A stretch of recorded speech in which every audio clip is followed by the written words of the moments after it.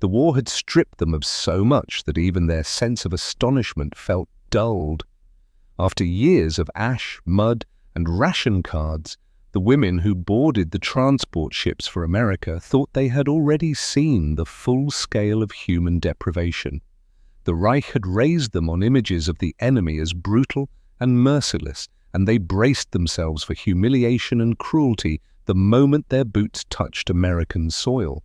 But instead it was a sound, mundane, mechanical, almost absurd, that cracked their composure, the sharp rush of water swirling into porcelain, the clean echo of a lever being pulled, the impossible flush of waste disappearing in a blink. In that moment, the women froze, not from fear, but from wonder. What kind of nation gave such comfort, such dignity to its prisoners? The irony was unbearable and unforgettable. Before we step deeper into this story, if you find yourself drawn into these overlooked moments of history, into the humanity that lingered even in times of war, consider joining us. Like this story, share it with others who carry curiosity for the past, and subscribe so you won't miss the next journey. These histories only live on if we breathe life back into them together. The Atlantic was not kind that winter. The sea heaved beneath the transport ship as if it too resisted the weight of war still pressing on the world. The women huddled in their heavy wool coats, thin from use and damp with salt, clinging to railings or to one another when the waves pitched too suddenly. The voyage had been sold to them as passage into hell. They whispered to each other what they had heard before capture, that the Americans despised them, that prisoners would be worked until their bones gave out, that starvation would teach them the price of defiance. These stories had been planted by the Reich, seeded in the minds of civilians and auxiliaries alike, until fear became as constant as hunger. On the open ocean, with no horizon but grey water and fog, those words wrapped tighter around them than the salt wind. Night on the ship was worse. The bunks groaned as they shifted restlessly, each creak a reminder that no one here could sleep easily. Some prayed into their sleeves, their words muffled, uncertain if they prayed for deliverance, for home, or simply for the sea to stop its endless churn. The air below deck was thick with sickness, sharp with the sour bite of vomit, and faint with the scent of coal smoke bleeding through from the engines. In the dimness, they tried to picture what awaited them. They had seen ruins in Dresden and Hamburg, entire streets reduced to blackened husks, yet they still expected America to be worse. How could the enemy, the destroyer of their cities, be anything else but cruel? And yet, the guards aboard the ship were not monsters. They barked orders, yes, but in voices that held little venom. They handed out rations of bread and watery stew, far from indulgent, but astonishingly regular. There were no slaps across the face, no sudden boots to the ribs. A few of the women began to exchange glances, unspoken questions passing between them. Was this restraint temporary? A facade before the real suffering began? Suspicion clung to every act of decency, for kindness was harder to accept than hatred. The crossing stretched on. A test of endurance measured less in days than in the wearing down of certainty. Each morning brought a new cycle of disbelief. One girl, no more than 19, confessed in a trembling whisper that she had seen an American guard pick up a scarf, dropped on deck, and return it without a word. Another swore that she had heard them humming songs under their breath, melodies that were oddly gentle. Such details spread quietly among the women, challenging the iron wall of fear that the Reich had built inside them. Still, no one dared to hope. Hope felt dangerous. When at last the skyline broke the horizon, a hush fell over the deck. America rose not in flames, but in order. The docks stretched long and purposeful. Cranes arched against the sky, and behind them the faint outlines of cities untouched by bombs.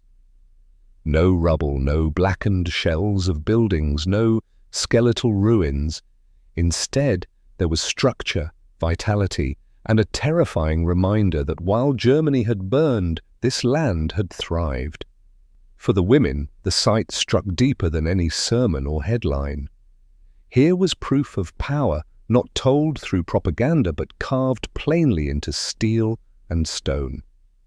Disembarkation was slow, deliberate, and disorienting. Boots thudded on wood planks as the prisoners descended, their eyes darting, braced for the cruelty they had been promised. But instead of jeering crowds or fists raised in hatred, they were met by the mechanical rhythm of order. Soldiers directed them into lines, checked their names against neat lists, and ushered them onto waiting trucks. There was no spit hurled in their faces, no curses shouted from the edges of the docks. Only silence, broken by gulls wheeling above, and the clatter of chains fastening cargo. It was this absence that unsettled them most. Cruelty they could have prepared for. Indifference was harder to withstand. Indifference meant that they were no longer feared enemies, but simply women, captives, shuffled into a system that seemed far more controlled than anything the Reich had described. The trucks jolted into motion, and as the city receded behind them, they caught glimpses of neighborhoods intact, with children playing on sidewalks, shop fronts gleaming, and strangers strolling beneath trees untouched by fire. These sights cut into them with a quiet sharpness, stirring not only awe, but shame. Their homeland had promised glory and delivered ruins, yet here, across an ocean, the enemy lived in abundance untouched by the ruinous hunger that had hollowed German towns. By the time the trucks reached the camp gates, the women were exhausted beyond words. Yet something inside them had already begun to shift. They could not name it, not yet. It was not trust, not relief, but a small crack in the armor of fear. A hesitation, a question, a whisper of doubt. What if the enemy was not what they had been told? What if captivity held more than punishment? That thought lingered like a flicker of light at the edge of vision, faint and unsteady, but impossible to ignore. The gates opened with the groan of iron hinges, and beyond them stretched not the desolation they had feared, but an expanse of order that unsettled in its own way. Rows of wooden barracks stood in precise formation, their roofs pitched against the sky, their windows reflecting the last of the afternoon light. Between them, gravel paths crunched under boots, leading toward fields ringed with wire fences that shimmered silver in the sun. Watchtowers loomed at the edges, stark reminders that freedom remained an ocean away, yet even these were not the looming fortresses of cruelty they had imagined. They were practical, spare, functional, as though designed not to terrorize but to oversee. The women shuffled forward in tight groups, clutching the small bundles they had carried from the ship. Their eyes searched for signs of what this place truly meant. They expected snarling dogs, whips, shouts. Instead, American soldiers directed them with gestures more than with force, their words clipped but not venomous. There was discipline, yes, but it carried none of the sadistic edge they had braced for. This restraint was unnerving. It was easier to despise the enemy when he bared his teeth, harder when he simply watched, clipboard in hand, and guided them into neat lines. The first shock came inside the processing hall. The air smelled faintly of disinfectant, sharp but clean, a scent almost foreign to women accustomed to smoke and damp. Their names were checked again, papers marked, and one by one they were directed toward long wooden tables where personal details were recorded. The Americans asked not about loyalty to the Reich, not about political convictions, but about age, birthplace, next of kin. Questions so ordinary they seemed almost insulting in their simplicity. For women braced to defend their dignity against accusations, it was disarming to be treated as mere individuals, their histories reduced to ink on forms. It was the smallest details that struck hardest. A pitcher of water placed at the end of a table, a tin cup handed to each without hesitation. Not interrogation, not punishment, just water. Some drank greedily, the liquid running down their chins, while others held the cup cautiously, as though suspecting some hidden cruelty in its plain generosity. But the taste was only water, cold and clean, cutting through the dust of travel with startling clarity. More than one woman fought the sting of tears, ashamed at how something so simple could feel like grace. The barracks themselves were another revelation. Spartan, yes, with rows of bunks pressed tightly together, but swept clean, blankets folded with military precision and small stoves set into the walls for heat. There was order here, an order without brutality, and that distinction weighed heavily. Marta, who had carried her diary tucked against her ribs throughout the journey, wrote that night by the dim light of the barracks lamp. It is strange to lie in a bed that does not smell of ash. I expected chains. Instead, there is wool, scratchy but warm. My body does not know how to rest in such a place. Food arrived in the evening, carried in metal trays by uniformed men whose faces betrayed no mockery. The meal was plain: potatoes, beans, a slice of bread thick enough to hold in both hands. But to women who had known hunger's hollow teeth, it seemed almost impossible. They ate slowly at first, waiting for the rations to be snatched away or for some cruelty to reveal itself. When nothing came, when the food was simply food and the bread was theirs to keep, laughter broke out, nervous, sharp, then spilling into something fuller. It startled them, that sound. Laughter had grown rare in the ruins of Germany, rarer still in captivity, and to hear it echoing in the wooden walls felt almost like treason. And yet beneath the warmth of food and the relief of shelter lay unease. The women could not silence the voice that warned them. This was temporary, a trick, a mask. War had trained them to distrust comfort, to brace for its withdrawal. They whispered among themselves in the bunks, wondering when the cruelty would come, whether tomorrow would bring the punishment today had withheld. But sleep came anyway, heavy and unexpected, wrapping them in blankets they did not deserve, yet could not refuse. Outside, the camp settled into its own rhythm. Guards paced the fences with lanterns swinging, shadows stretching long against the gravel paths. Crickets hummed in the dark, a sound so ordinary it felt almost surreal after the thunder of bombs and the drone of planes. For the first time in years, the women closed their eyes without sirens screaming them awake, and in that silence they felt the strangeness of captivity layered with dignity, a contradiction they could not yet resolve. Morning would bring new revelations: soap, showers, the astonishing discovery of flush toilets.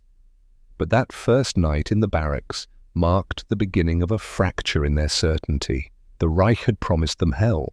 Instead, they found themselves in a place that felt less like punishment and more like a test, not of endurance, but of belief. Morning in the camp began not with sirens or shouted orders, but with the muffled clang of a bell carried on the cool air. The women stirred in their bunks, rubbing the weight of uneasy dreams from their eyes. Marta wrote later that she had expected to be torn from sleep by violence, by the boot of a guard or the bark of a command. Instead, she was given time to rise, to lace her shoes, to fold the blanket she had been permitted to use. The restraint unsettled her more than any cruelty might have done, for it left her wondering what lay behind it, what unseen purpose this gentleness served. That morning, they were herded, not to fields or punishment drills, but to a long, wooden structure with steam curling faintly from its vents. At first, they did not understand. Some whispered of disinfecting stations, of chemical showers like those spoken of in whispers, and warnings back home. Fear rose in their throats, cold and bitter. It was only when the doors swung open and a wave of warm, clean air drifted out that they realized the truth. Inside, rows of stalls stood waiting, water already hissing against tiles that gleamed beneath the lanterns. Showers. Real showers. The Americans handed them soap. Not the coarse, stinking lumps they remembered from wartime Germany, but smooth, fragrant bars wrapped in paper. The women held them like relics, staring at their hands as though the pale blocks might vanish. One of them, Elise, pressed hers to her face and inhaled sharply. The scent, sweet, almost floral, unraveled something tight inside her chest.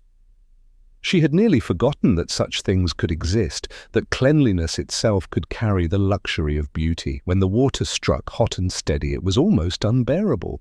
Their skin, accustomed to grime and cold, prickled and burned, as though resisting the sudden gift. Yet as the minutes passed, the resistance melted.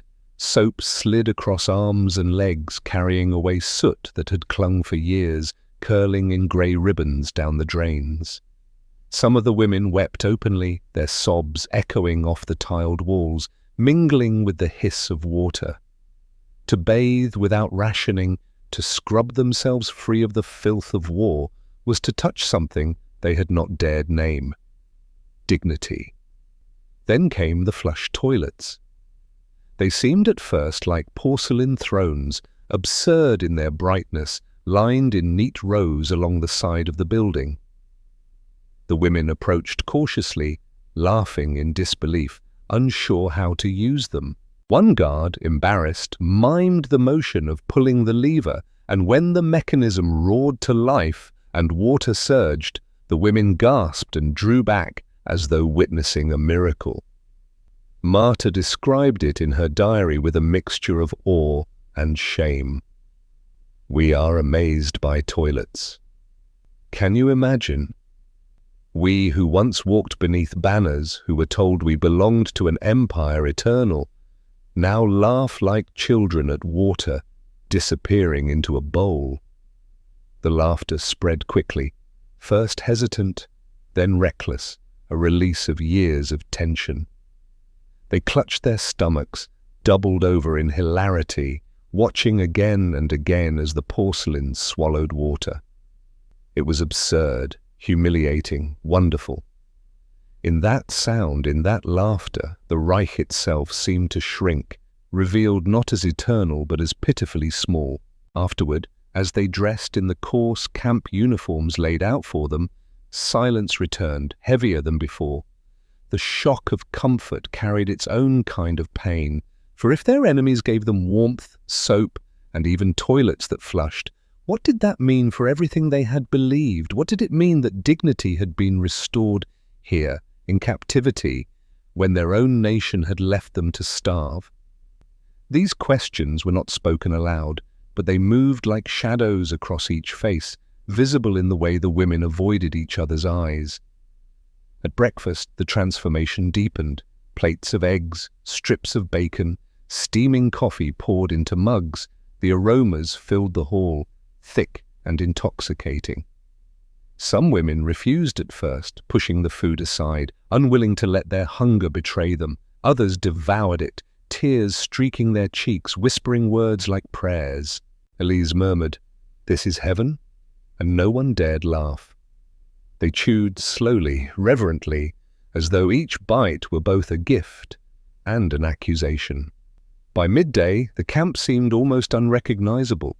Women walked with cleaner skin, damp hair clinging to their necks, bellies no longer hollow with hunger.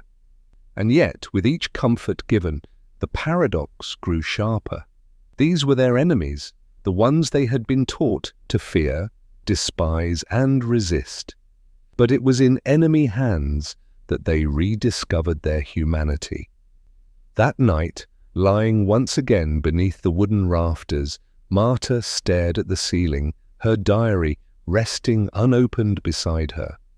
She wondered whether she would ever find words large enough to hold the contradiction of a flush toilet in America, of soap fragrant and kind, of laughter echoing in a place meant for punishment.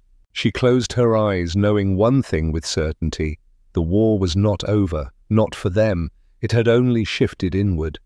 The days in camp began to settle into a rhythm, one so ordinary that it became disorienting. Wake at dawn, line up for roll call, move to assigned tasks, some to the kitchens, others to fields or laundry, return for meals, then retreat to the barracks as night folded across the compound. The routine should have dulled them, should have numbed their thoughts with repetition, but instead it sharpened every contrast, every question. They were prisoners, and yet they were fed, clothed, sheltered. They were supposed to be despised enemies, yet they were met with restraint, even small kindnesses. The dissonance pressed down heavier than chains ever could. Elise began to whisper her doubts first. One night, as the crickets sang and the air grew cool, she admitted to Marta that she felt guilty for enjoying the food, the showers, the strange gentleness of the guards. Marta did not answer immediately. She stared at the barrack wall, tracing the grain of the wood with her eyes as though it could give her courage. When she finally spoke, her words were quiet but firm. "If we are grateful, does that mean we betray those who starve at home?" The question hung in the air like smoke, and neither of them dared to breathe too deeply, afraid of where the answer might lead. Rumors began to ripple through the barracks. Some women insisted the Americans' kindness was a calculated trick, a method of softening them, of turning their loyalty against the fatherland. They pointed to the abundance of bread, the fragrant soap, the laughter permitted in the evenings, and said it was all a mask. Others disagreed, whispering that perhaps kindness was not strategy, but simply humanity, something forgotten in the ruins of their homeland. The arguments were never shouted. Instead, they simmered in low tones, sharp glances, sudden silences that fractured conversations. Marta recorded her own torment in the diary, her handwriting tight, the letters crowding together as though afraid to be seen. "I feel shame in my full stomach," she wrote. "I feel shame in clean skin. I feel shame in soap. I want to thank them, but the word catches in my throat, like betrayal. Yet silence feels worse, as if I deny the truth of what I live." She closed the book quickly, but the conflict did not close with it. One evening, as dusk bled into night, the guards allowed the women to sit outside the barracks. The sky above was unbroken by searchlights, free of the drones of planes, filled instead with stars so bright they seemed almost unreal. The women sat in silence, each carrying her own thoughts. Elise broke it with a single sentence. "If this is captivity, what does freedom look like now?" The question startled them. Freedom, which once shimmered in their minds like salvation, had become complicated, dangerous even. For beyond the camp lay not abundance, not soap and bread, but ruins, hunger, and perhaps nothing left of family. The irony was unbearable. Inside the fences, they were treated with a dignity their homeland had long since abandoned.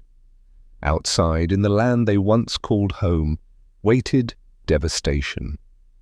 Some women admitted that they dreaded release, feared the moment the gates would open. It was a thought too shameful to voice often, but when it slipped free, it drew only nods, never protests. Even the guards seemed unsettled in their own ways. No longer distant, some offered quiet farewells when transferred, a word of German learned clumsily, a gesture of respect. These moments, fleeting and fragile, only deepened the fracture in the women's hearts. How could enemies act with more decency than neighbors had shown? How could they reconcile the image of America painted by propaganda with the reality of men who handed them bread without malice? The fracture widened daily, invisible but undeniable. It was not the fences or the rifles that bound them most tightly. It was the confusion inside their own minds, the gnawing realization that loyalty to a homeland might not mean loyalty to humanity, and that in captivity they had stumbled upon something that resembled freedom more than the ashes awaiting them outside. Marta's diary closed on a sentence that night that felt heavier than the others. We entered this place as prisoners of war. Now, I do not know if we are prisoners at all, or if we are captives only to ourselves. The day of release arrived without ceremony, announced not by trumpets or speeches, but by a simple order read aloud in the barracks. Their time in America was ending. The women were to prepare for transport, to gather what few belongings they possessed, and to ready themselves for return to the land that had birthed them and broken them.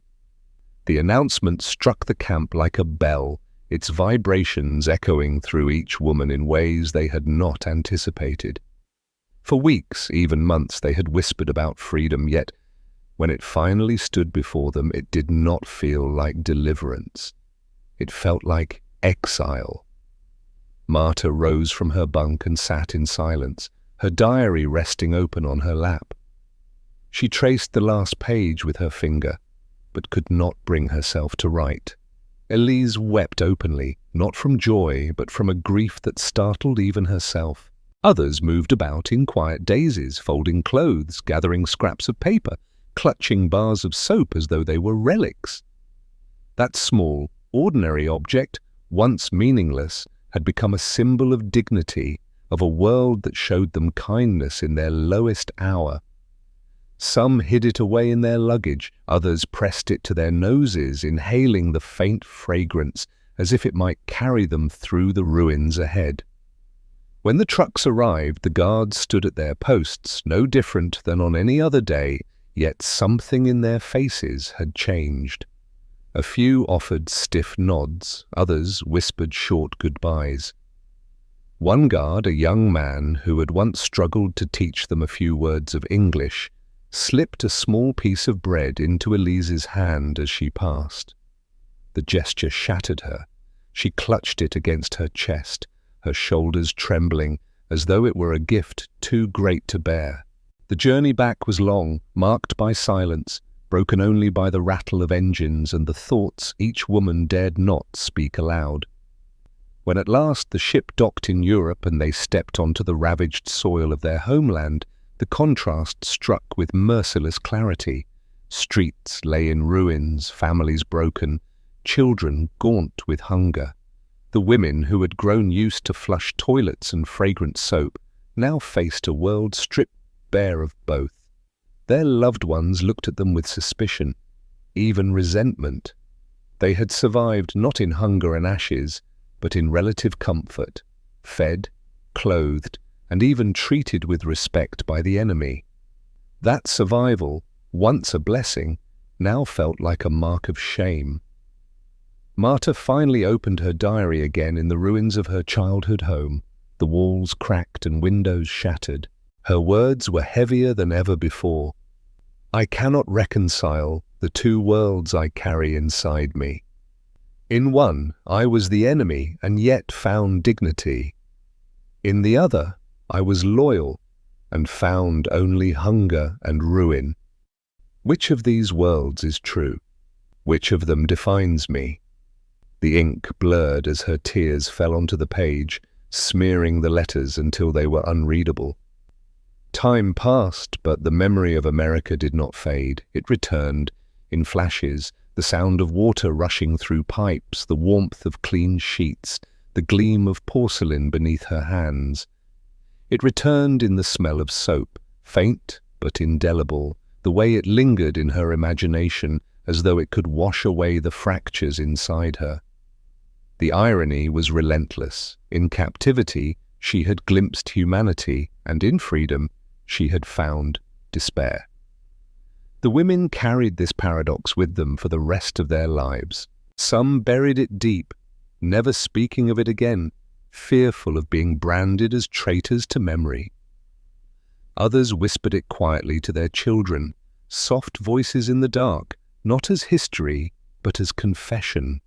A few wrote it down, diaries hidden away in drawers waiting to be discovered by hands decades later.